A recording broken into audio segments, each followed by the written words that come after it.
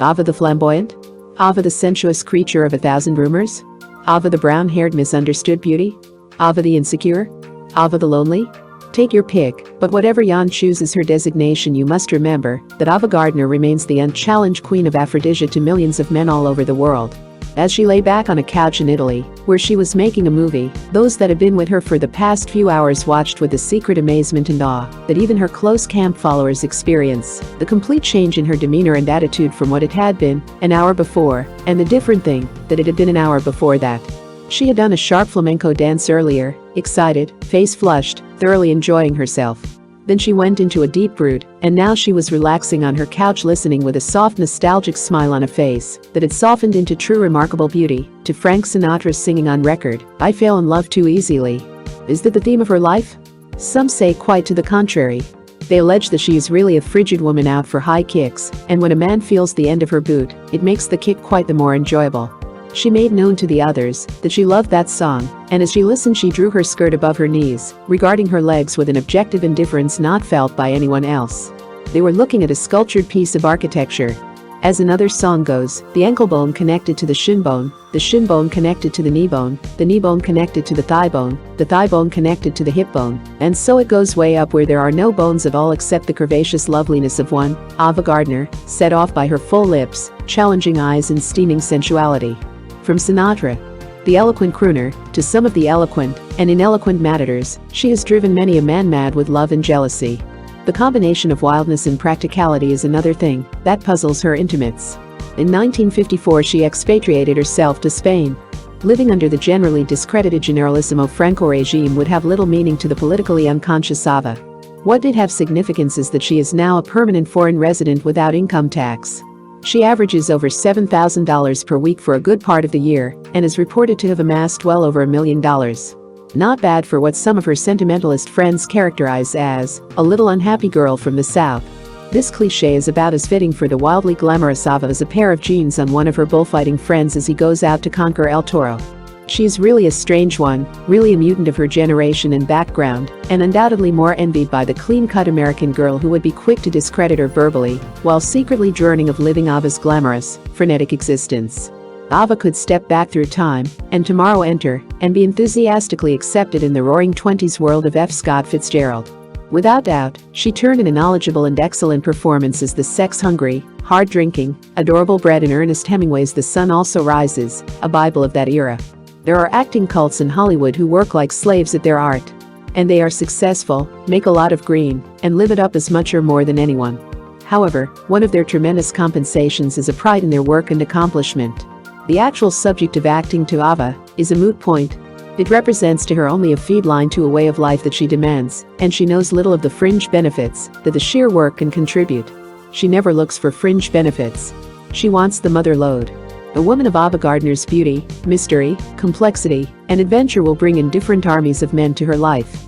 There are those who want to resurrect and save her, those who want to teach her, there are those who want to bask in her glory and excitement. And there are those who simply want to love and play. The view of her past marriages is less an insight into what makes Ava tick than it is a further proof of her impetuosity and adventurous logic. Mickey Rooney, the enfant terrible, Artie Shaw, the musical and intellectual cowboy, Frank Sinatra, the imperative singing lover. Each one a full-bodied man, but certainly a diverse choice of gentlemen. This history then could be the reason for Ava's affinity to the love and playboys in The Bullfighter. The matador, too, is a strange man. He represents a far cry from the Messrs. Rooney, Shaw, and Sinatra. He represents strangeness, mystery, adventure, Ava's middle names. He likes to love, and he likes to play. To a great extent the succinct and tight-lipped matadors are the real match for Ava. Whatever they feel behind their thin faces and tight lips they will say only in two places, the bull ring and the bed. While people like Rooney, Shaw, and Sinatra will eloquate, the matadors will wait. After all, it is part of their profession.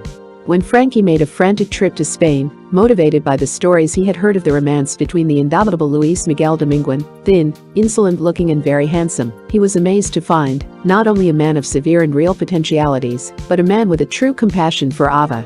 A man who had conquered some 3,000 bulls and was something of a millionaire as well.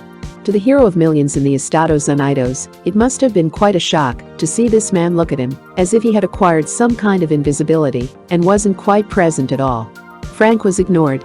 He didn't like this at all, and it is quite a comment that free-swinging Frank, who really is not afraid of anyone and who has a liberal sense of excitement, didn't start punching. It is just that he was so damned hurt by the rebuff he was probably planning a bitter campaign against Hollywood womanhood. He'd show Ava. And according to reports he did, chapter and verse, via transatlantic phone. He told her about his escapades with the willing Hollywood glamour girls, and avant-garde Ava ate her heart out.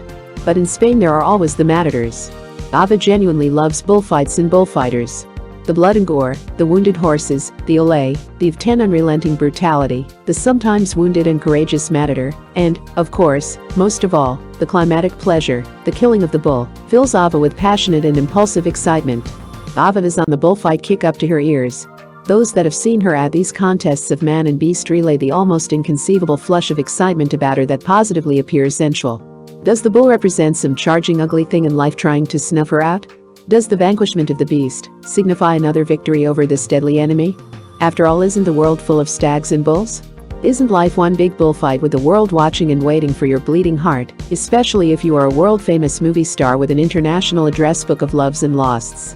Whether the bullfight represents a life, sexual or what have you symbol, Ava is mad for the heroic matadors. She loves them even more than she hates the men of the press. For to her, they are a symbol of broken and often unhappy times. They have publicized events in her existence that she wanted kept secret, and they are always dogging her every step. The sight of a pad and pencil, a press card, or even a pushed-back hat is enough to send her into an avalanche of fury, employing a vocabulary usually reserved for longshoremen after they have dropped a heavy load on a sore toe. But the skinny exotic men in their colorful tights and frilled blouses don't have to wave a cape to make Ava come running. Not that they don't stumble over their swords in an attempt to meet Ava. Her romance with the famous matador Mario Karp was filled with poetry, written by him, dedicated to Ava. Ava enjoyed Karp's poetry as well as his bullring victories. But Sinatra sent him packing as soon as he arrived in Spain, because Ava's heart still belonged to Frank. With Luis Miguel Dominguez it was far more sizzling. This handsome king of the bullfighters showered his attention on Ava in grand Latin style. This famous, retired, millionaire matador did everything in his power to woo the Hollywood glamour girl. It was at Luis's beautiful ranch outside Madrid that Ava took a fling at the bulls in the homemade bullring that Dominguez built for his own amusement. In a setting of 6,000 acres and a 20-bedroom house, Ava let the bulls come at her in the private ring as Luis stood protectively by. She handled herself with daring and skill, an ever-present commodity of hers when facing danger or mastering things indigenously Spanish. Again, after she had accomplished this feat, there was in her that accelerated emotion, the eyes flashing with excitement, the quality of this is living, emanating from her. In the course of the romantic Dominguez courtship, he showered the movie queen with roses and spent long nights at the hospital when she was ill with a kidney ailment. Despite the rhapsody of this romance, it broke up and the handsome matador married an Italian movie star. Such affinity and proximity has Ava to the world of bullfighting that she bears a now almost erased scar from an encounter. It happened on the ranch of Angel Peralta. Once again, that desire to put her life out on limb caused her to insist on entering the bullring on a horse. The horse threw her, and she was kicked in the face by a young bull. The accident caused panic because the fact that the star lives by her face and her vanity on the movie set and elsewhere is legendary. However, the miracle work of top plastic surgeons practically erased the mar. No one can predict the next chapter in the saga of Ava Gardner, she, probably least of all. There is in this woman a driving force that seems to lack definition. There is quixotic quality in her that battles windmills that can be damaging to the heart, the spirit and the body. All in the name of fun, adventure and danger. She is a woman of experiment in all areas, and alongside her beauty, it is one of the secrets of her immense desirability. Her true capacity to love is really unproven and is not validated by international shenanigans, transcontinental phone calls and overseas letters. She wants affection, but can she truly give in kind? Some offer the cliché that Ava is denied the normal life by her stardom and international fame and publicity that she really wants and dreams of the simpler phases of life.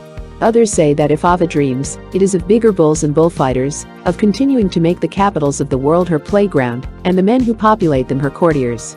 And most of all, to ward off the inching corrosion of time. And as long as there are enough camp followers, lovers, hangers-on, etc. in her entourage to shout an encouraging olé, the chances are that Ava will go on her mad, merry, exciting way. Exclusive Magazine, November 1960 News.